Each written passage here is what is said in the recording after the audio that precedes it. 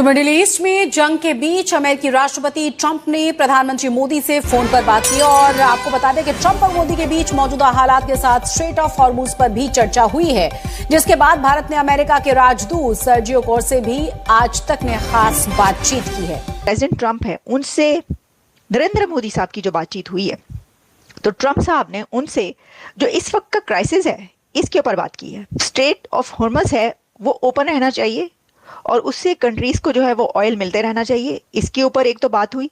साथ में नरेंद्र मोदी ने डी एस्केलेशन पर जोर दिया। दोस्तों, इस वक्त एक बड़ी खबर है और वो खबर ये है कि जो इंडियन लीडरशिप है उसकी बात हो रही है अमेरिकी सदर से। प्रेसिडेंट ट्रंप जो हैं, he has spoken with prime minister Modi. This is a big development. और साथ में ही इंडिया के जो फॉरेन मिनिस्टर हैं डॉक्टर जयशंकर, उनकी ईरान के एम्बेसडर जो डॉक्टर फतह अली जो हैं, उनसे मुलाकात भी दिल्ली के अंदर हुई है।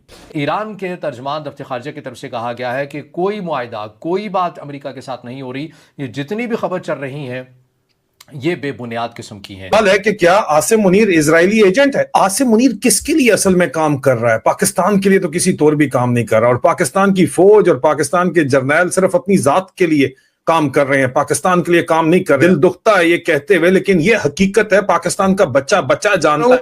जब इसको 3-3.5 साल पहले चीफ लगाया गया था, उस वक्त ये इजराइल के अंदर छपा था कि खुलेआम अब इसराइल का जो है वो दौर आ गया है कि उसकी हमायत की जाएगी। आदमी एक दिन के अंदर 6 कॉन्वर्सेशंस करता है फॉरेन मंत्रियों के साथ।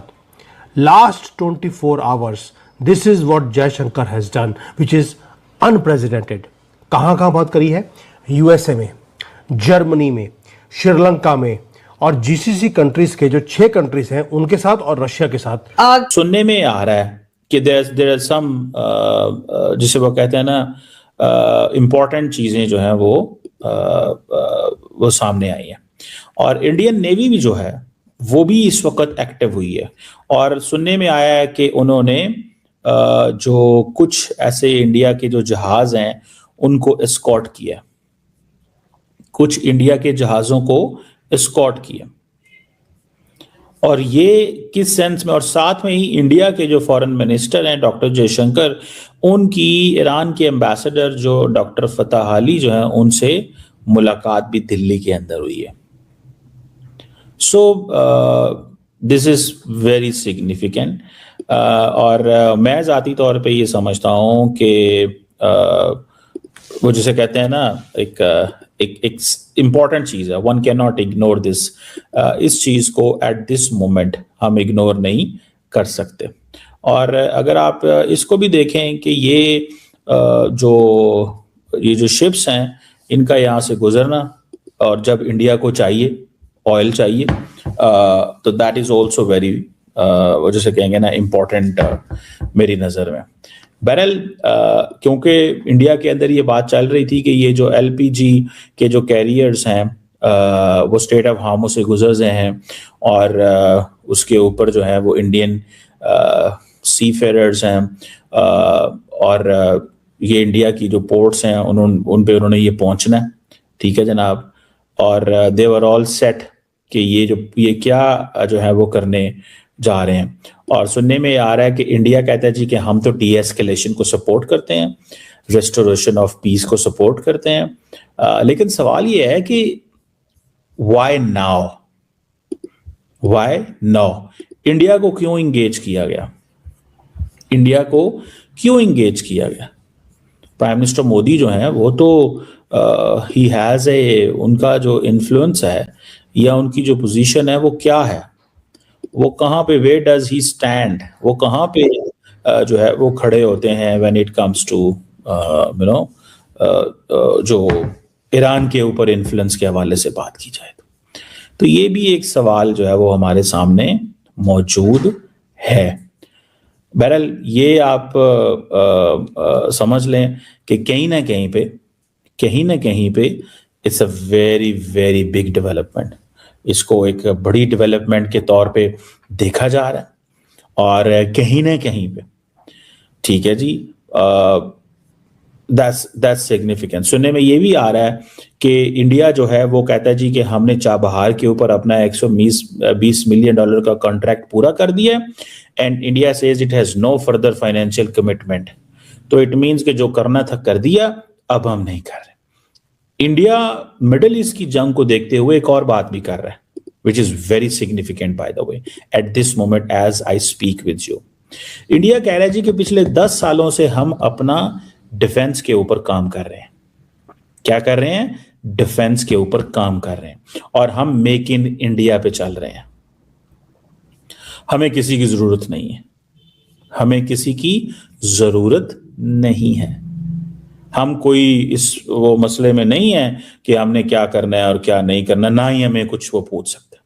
ठीक है जी।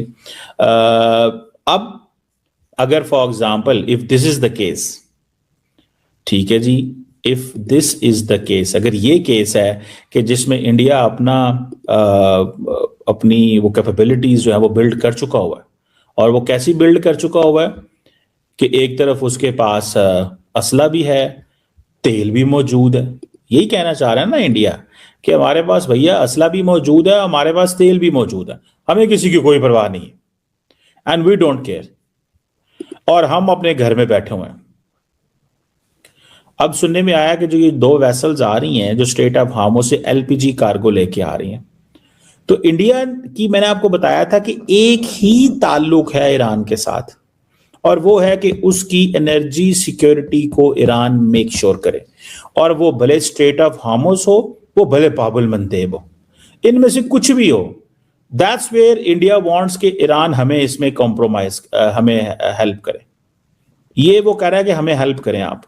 दोस्तों आप लोग जानते हैं कि ईरान और इजराइल की जब से लड़ाई शुरू हुई है तब से जो एशिया की कुछ कंट्री है उनको बहुत ही ज़्यादा दिक्कतों का सामना करना पड़ रहा है, और भारत जैसी कंट्रियों को काफ़ी ज़्यादा दिक्कतें आ सकती हैं आने वाले समय में। और इस टाइम पे मोदी जी का आप लोगों ने भाषण भी सुना होगा, और दोस्तों इस समय उनका भाषण तो वायरल हो ही रहा है। साथ ही अभी ईरान की तरफ से जो भारत के लिए हॉर्मुज से तेल आता था वो तो आ रहा है, लेकिन आने वाले समय में क्या होगा इसको कुछ भी कहा नहीं जा सकता है। और पूरी दुनिया अब सिर्फ हॉर्मेज के जो रास्ता है उसको लेकर के बातें कर रही है कि ईरान चाहता है उस पर पूरा कंट्रोल, लेकिन अमेरिका उसे ये कंट्रोल देना नहीं चाहता है। और यही कारण है कि यहाँ पर अब जो लड़ाई होने वाली है वो एक महत्व की लड़ाई होने वाली है, और आने वाले समय में देखना होगा क्या होगा। लेकिन इस समय कहा जा रहा है ट्रंप का श्री नरेंद्र मोदी जी को कॉल आया है, और ट्रंप भी जानते हैं कि मोदी जी ही कहीं ना कहीं इसमें ऐसा कुछ कर सकते हैं जो ये जो मामला है इस समय जो गरमाया हुआ है काफ़ी ज़्यादा, और ये जो भिड़ंत चल रही है वो शांत हो सकती है। क्योंकि दोस्तों